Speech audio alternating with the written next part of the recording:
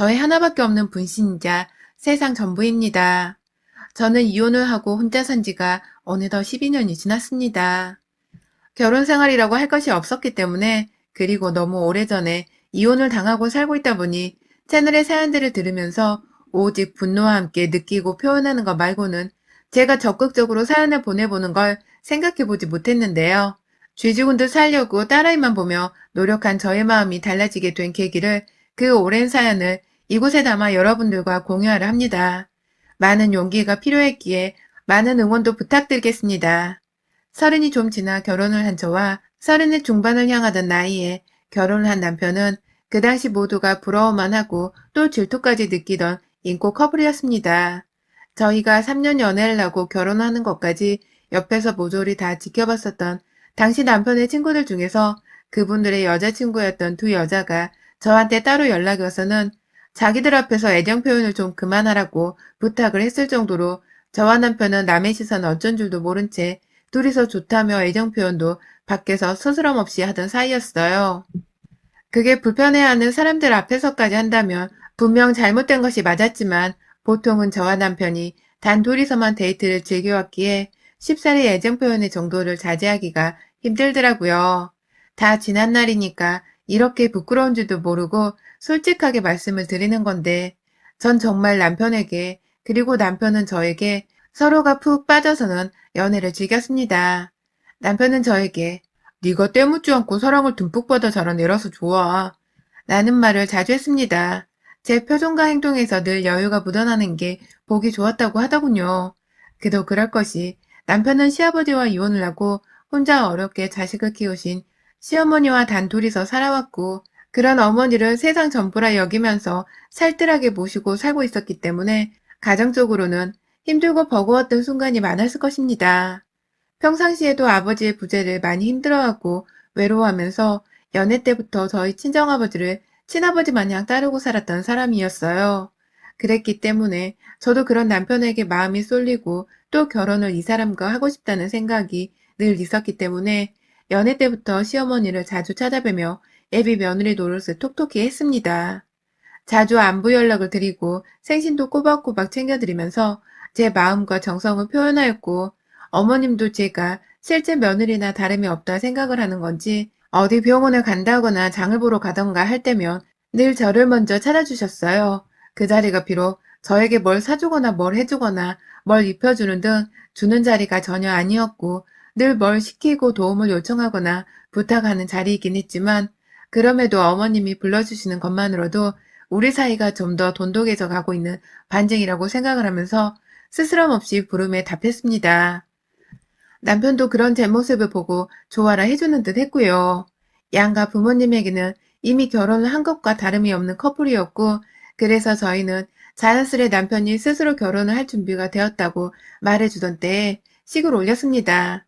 일반 회사를 다니는 직장인이었기 때문에 금전적으로 기반을 잡고 결혼을 하고 싶다며 남편이 쭉 계속해서 미뤄왔었는데, 제가 서른을 넘고 계속해서 결혼을 보채자 그제서야 조금씩 제 얘기를 들어주면서 차근히 결혼을 이행하더라고요.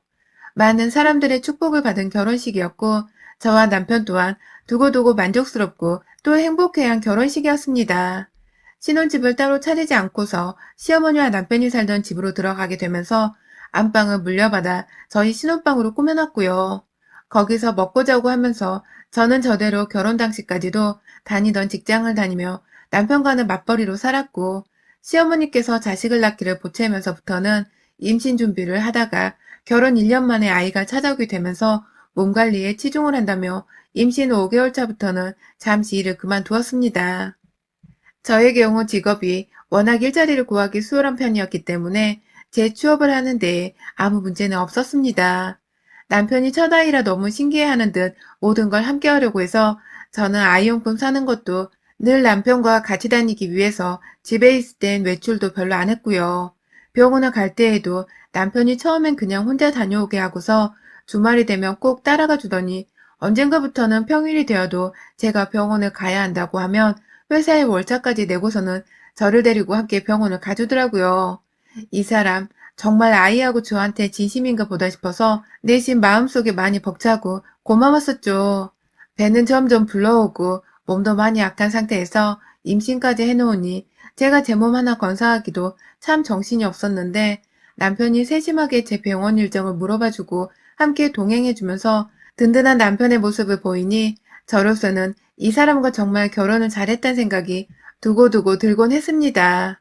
다소 시어머니가 생각보다 제 손을 많이 필요로 하는 의존적인 삶을 사시면서 제가 일을 그만둔과 동시에 임신을 했다는 사실을 잊은 건지 살림 잔소리에 남편이 벌어오는 월급을 허투루 쓰는지 안 쓰는지 돈 검사까지 하며 벼랑간 참 별나도록 행동을 하시느라 제가 스트레스가 다소 쌓여가곤 했었는데 남편이 그걸 어찌 알았는지 힘들어도 조금만 버티자. 버티다 보면 괜찮아지겠지. 라면서 냉담한 듯 다정히 건네주는 말에 저는 기운을 차렸습니다. 그런데요, 언젠가부터 남편은 임신한 저와 제 뱃속아이만큼이나 무엇인가에 빠져 사는 듯 보였습니다. 아니, 세상 다정하고 아이를 향해 온 신경이 다 쏠린 채로 회사까지 월차 쓰고 나와서는 병원을 따라다니던 그 애 아빠가 갑자기 제가 출산을 앞둔 긴박한 순간부터는 뭐가 그리 혼란스럽고 스트레스인지 제 앞에서 한숨도 마구 쉬고 힘들다며 소주병을 까기도 했고요. 집에 늦게 들어오는 건 뭐 너무 흔해서 제가 대수롭지 않은 일이라고 생각해버릴 정도가 되었고 밖에서 일이 많이 힘들기라도 한지 취해서 들어오거나 집에서 취했을 때 꼭 저를 보면서 이렇게 살아야겠냐, 응? 정말로 이렇게 살아야겠냐고 내가 라는 말을 해댔습니다. 뭔 소린가 싶었죠. 일하는 게 힘들다는 소리인 줄로만 알았습니다. 안 그러던 사람이 늦게 야근도 많이 하는 듯 하고 회식이라도 억지로 붙잡혀서 하고 온 듯이 취한 채로 저딴 소리를 하니까 남편이 사회생활에서 받는 스트레스가 상당한 거라 생각했어요. 이렇게 사는 것 말고 다른 방법이 또 뭐 있으면 나라고 이러고 살겠냐면서 남편 앞에서 그만 좀 하라고 화를 내보기도 하고 뱃속 아이를 언급하면서 아빠답게 우리 철 좀 들자고 애원하기도 했고요. 그럼에도 불구하고 신랑이라며 이 사람 출근하는 길에 안색 살피며 밥만큼은 정말 정성스레 차려줬습니다. 못난 남편에게 다른 건 다 화내고 미워해도 밥만큼은 잘 차려다 주던 다른 사연의 주인공처럼 저도 자연스레 남편 밥은 힘내라면서 차려주고 있더라고요. 미우나 고우나 우리 가정의 가장이었으니까요. 그럼에도 꾸준히 제 병원 일정이라든지 제가 병원을 가야 할 정도의 몸 상태가 나쁘진 않은지 혹 아이가 이상이 있다고 한 말은 없는지에 대해 잘도 물어봐주고 관심을 가져다주는 모습에 잠시 겪는 사춘기 같은 시기인가 싶어 안심이 되었습니다. 지 자식인 줄을 아는지 생각해주는 것이 고맙기도 했고요. 그러다 제가 출산을 하게 된 날 진통이 시작됨과 동시에 온몸에 근육이 경직되어 가는 게 느껴지면서 곧장 남편과 시어머니 도움을 받아서 그간 다니던 산부인과 병원으로 향했습니다. 사실 병원을 몇 번이고 옮기고 싶었던 적이 정말 한두 번이 아니었습니다. 이왕이면 산모가 가장 마음 편해하는 병원에서 얘도 낳아야 잘 낫는다던데 저 같은 경우는 산부인과 의사가 너무 쌀쌀 맞아서 자존심이 상한다고 여기기까지 했던 적이 정말 한두 번이 아니었어요. 검진을 받던 중 뱃속애기가 태동을 보였을 때 다른 임신한 여자들처럼 저도 남편한테 자기야, 방금 아이가 움직였어 하면서 그저 호들갑 좀 떨어봤습니다. 말을 하면 안 되는 상황도 아니었고 산부인과 의사도 무슨 차트를 작성한다고 한참 모니터를 보며 뭘 타이핑한다고 있던 때였어요. 그런데 그 의사가 무의식 중에 절 째려봤다 눈을 내리깔더라고요. 순간 이게 무슨 표정인가 싶어서 제가 너무 시끄러웠죠. 라면서 마음에도 없는 사과부터 일단 했는데요. 제 말을 들은 의사는 겨우 딸랑 네, 좀 이라는 대답으로 절 무안줬죠. 다른 동네 산부인과도 다 이런 식인가 싶었습니다. 의사가 서비스직이 아니란 것 정도는 잘 알고 있었지만 다른 곳도 아닌 산부인과에서 일한다는 의사가 애기 태동에 놀라 신기해하는 산모한테 시끄럽게 굴지도 않는 소리에 시끄럽다며 네 좀 이라 대답하는 게 빈정이 좀 상했습니다. 그 후로도 한 번은 제가 옷을 다 올리지 않았다면서 이거 다 올리라 했잖아요. 라며 환자한테 신경질을 부리고서는 제 윗옷을 벌러덩 까버린 바람에 저는 옆에 남편이 있었던 와중에 제 브레이저를 홀라당 다 보였습니다. 혹 간호사분이 남자분이기라도 했더라면 저는 수치심에 몸둘 바를 몰랐을 겁니다. 일부러인지 의학적인 전문 용어를 쓰면서 겨우 임산부한테 별 어려운 병명을 다 가져다 붙이며 몸 조심하세요. 안 그러면 애 낳다 큰일 나요. 라는 말을 아무렇지 않게 하고 이딴 소리를 들었다 생각하니 지금 정말 천불이 다 나네요. 애 낳다 큰일 난다는 소리를 감히 산부인과 의사가 짓거렸다니 말이죠. 그럼에도 전 당시 첫 아이고 다른 병원도 정말 다 이런 건가 싶고 원래 애 낳을 때 조심해야 하는 것이 많은가 보다 싶어서 등신같이 네네 알겠습니다. 라는 대답만 하며 앞에서 겁먹고 졸아 대답을 했습니다. 그랬던 의사가 바로 제 담당 의사였는데 애 낳을 때도 아니나 다를까 진통을 참아내며 7시간 가까이를 기다리는 동안 제 옆에 와서 참 황당한 짓을 벌였습니다. 산모 상태를 딱 2번 체크를 하더니 그것 말고는 옆에 있던 간호사분을 시켜서 물어보라고 말을 대놓고 저한테까지 들리도록 했고요. 급기야 다른 사람도 아닌 제 옆에서 애 낳는다고 기다리고 있던 남편과 무슨 대화를 나누다 둘이서 좋다고 막 웃는데 그 소리에 제가 진통이 다 느껴지지도 않을 정도로 열이 받았습니다. 저를 아예 봐주지 않는 건 아니었기 때문에 의사에게 필요이상의 악감정이나 불만은 없었는데요. 그 와중에 제가 아닌 의사랑 노닥거리고 있는 남편의 꼴을 보니 화가 나더라고요.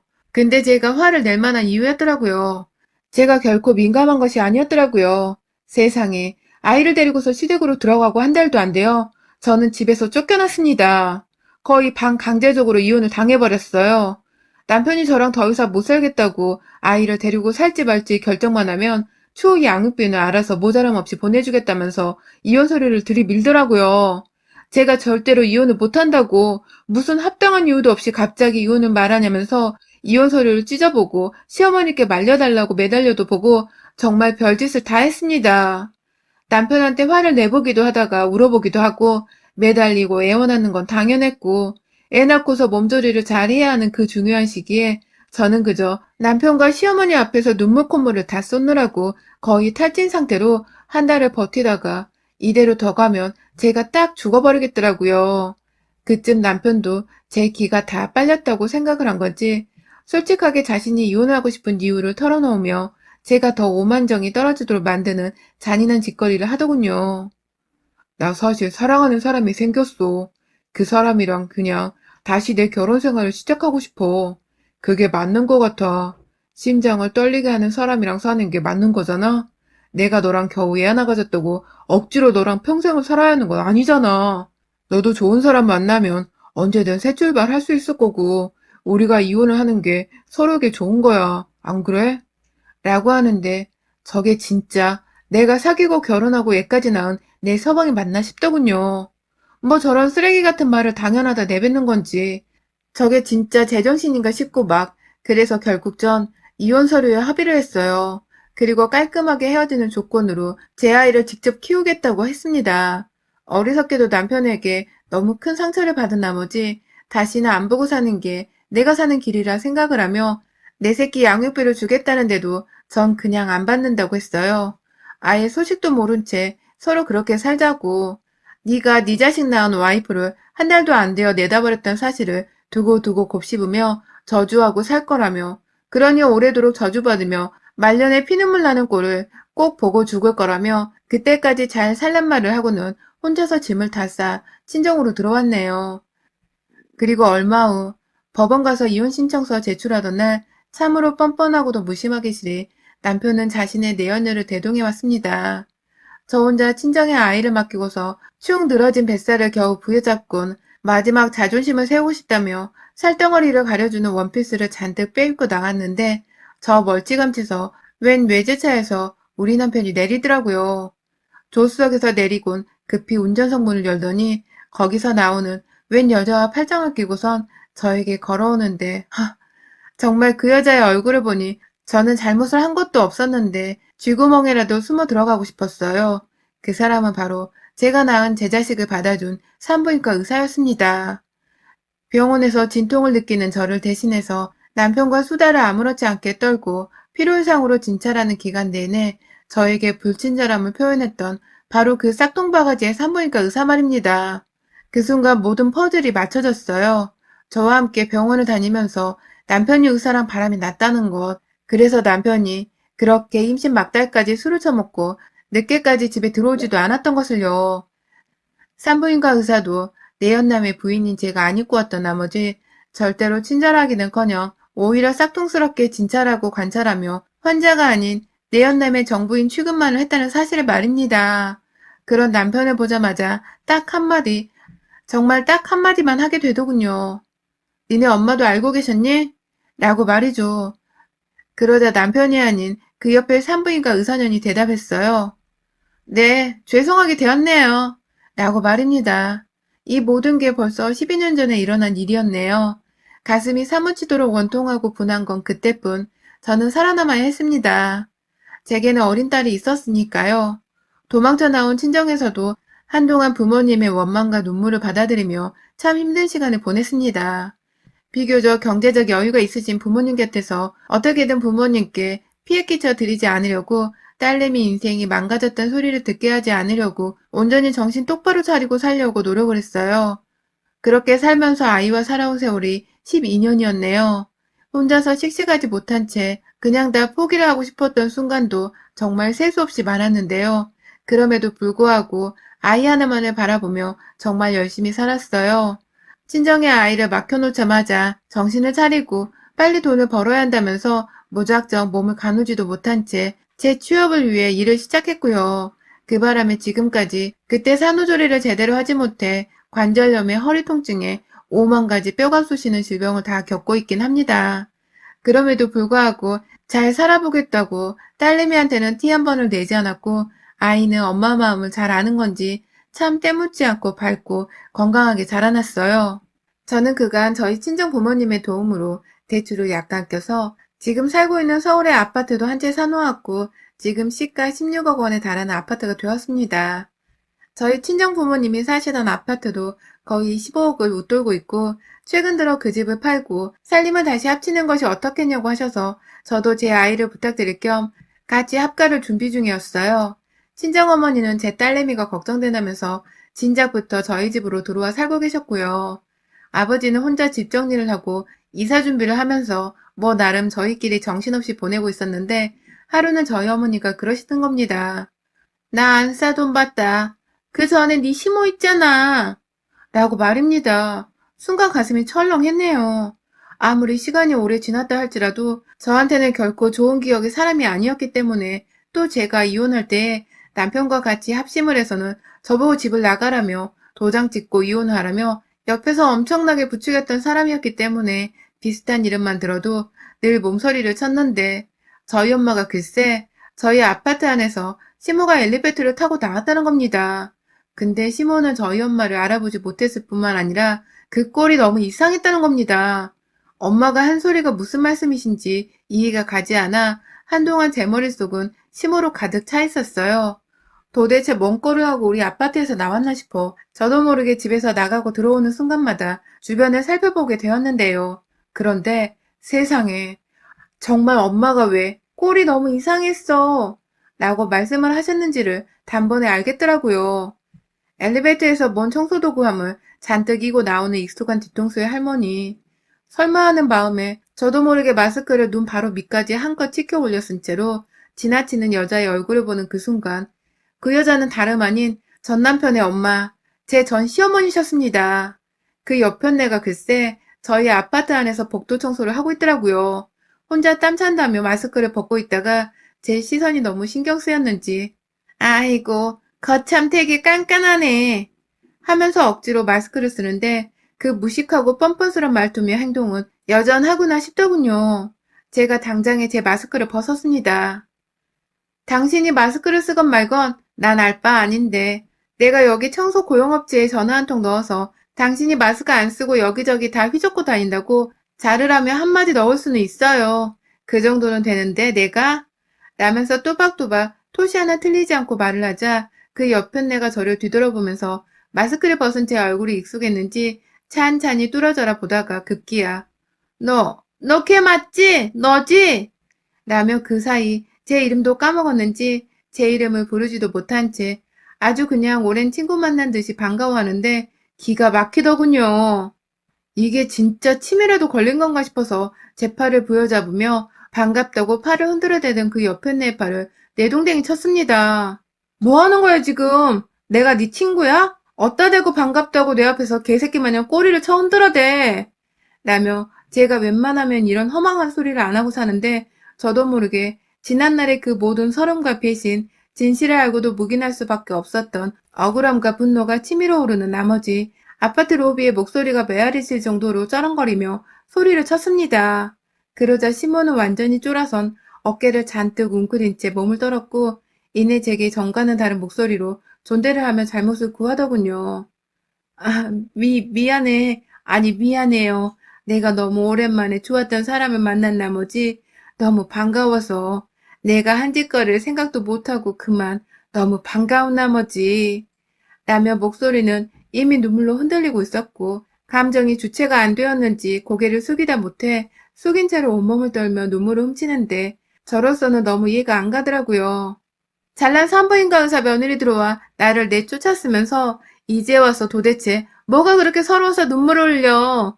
그렇게 인정사정 볼 것 없이 당신 새끼 자식 낳은 여자를 한 달 내내 구박하다 집에서 내쫓았던 주제에 이제 와서 뭐가 좋다고 혼자 좋은 기억만 간직하고 날 반가워하는 건데 당신 치매야? 정신병이라도 그간 걸렸던 거야? 네 아들 새끼가 내 저주받고 나가 뒤지기라도 한 거야? 어? 하며 저도 모르게 눈물이 고인 채로 설움이 북받쳐서는 목이 쉬어라 소리를 질렀습니다. 그리고 이어진 시모의 말은 정말이지 믿을 수가 없었습니다. 저하고 헤어진 후 남편은 소원대로 그 잘난 의사와 결혼까지 했는데요. 워낙 없고 못난 집안이었던 걸 의사는 미처 몰랐던 건지 결혼을 하고 나니 볼품이 없다며 남편을 나몰라라 하기 시작했고 그럼에도 불구하고 의사 부인만 믿고서 깝치던 남편은 직장까지 그만둔 채 의사 부인이 원하는 대로 집안에서 온전히 살림을 맡으며 남자주부로 지냈다고 하더군요. 그러다가 그 의사 부인이 도저히 같이 못 살겠다면서 다른 남자를 만나는 외도를 저지르고 이혼을 요구했는데 하필 그 상대의 내연남이 바로 변호사였다는 겁니다. 사자 들어가는 직업의 잘난 놈들끼리 만나서는 외도를 하느라고 철저하게 치밀하게 외도를 숨겨온 탓에 남편은 아무것도 모른 채 이혼을 당했다가 나중에야 그 사실을 알고는 그 산부인과 의사의 병원을 가 난리를 치고 또 상간남이 변호사 집에 도착하다가 난리를 피우며 결국 업무방해죄부터 시작해서 명예훼손죄 그리고 하필 산부인과 의사의 뺨따구까지 내리쳐버린 바람에 제대로 폭행죄까지 뒤집어 씌워서는 고소를 연타발로 맞았고 결국 일도 그만두고 오래도록 가사일을 해왔던 남편은 소송 비용 대고 위자료 주느라고 있던 돈에 없는 돈까지 끌어와 빚을 만들었다더군요. 뒤늦게 재취업을 하려니 취업이 되기는 개뿔 계속해서 백수로 전전하다 결국 얼마 못 가 술이 취한 채로 도로 위를 무단횡단하다가 차에 치여 죽었다는 겁니다. 그 바람에 시몬은 혼자서 독거노인 마냥 살면서 갖은 청소일을 해가면서 돈을 힘겹게 벌어서 하루살이 마냥 살아가고 있었다고 하고요. 제가 이 아파트에 살고 있다는 사실에 놀라며 반가웠는지 그래, 이제라도 내가 너를 만난 건 하늘이 나를 도우려는 뜻인 것 같구나. 라면서 말 같지 않은 헛소리를 끄집어내길래 그래요. 이제라도 당신을 만난 건 하늘이 저를 도우려는 뜻인 것도 같네요.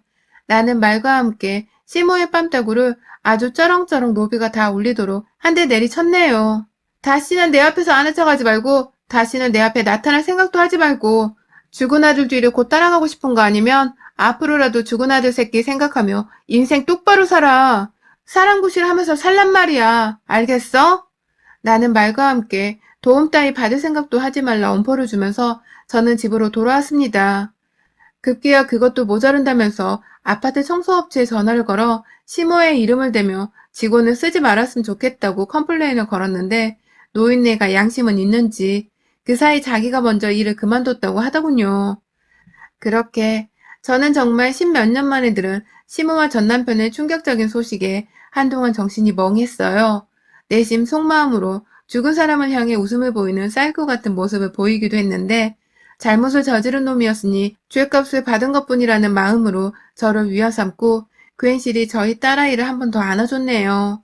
설마 죽은 줄은 몰랐고 설마 그 산부인과 의사가 또다시 바람을 피워댈 줄은 몰랐지만 역시 한 번 쓰레기인 것들은 영원한 쓰레기라는 것을 그 끝이 결국 좋을 수 없다는 것을 저는 비로소야 나이 40줄이 되어 전 남편과 전 시모를 떠올리며 배웠습니다. 결국 사람 눈에서 피눈물 나게 한 것들에게는 하늘이 늦더라도 알아서 벌을 내려준다는 것을 말입니다. 여러분의 생각은 댓글로 남겨주세요. 오늘도 시청해주셔서 정말 감사합니다.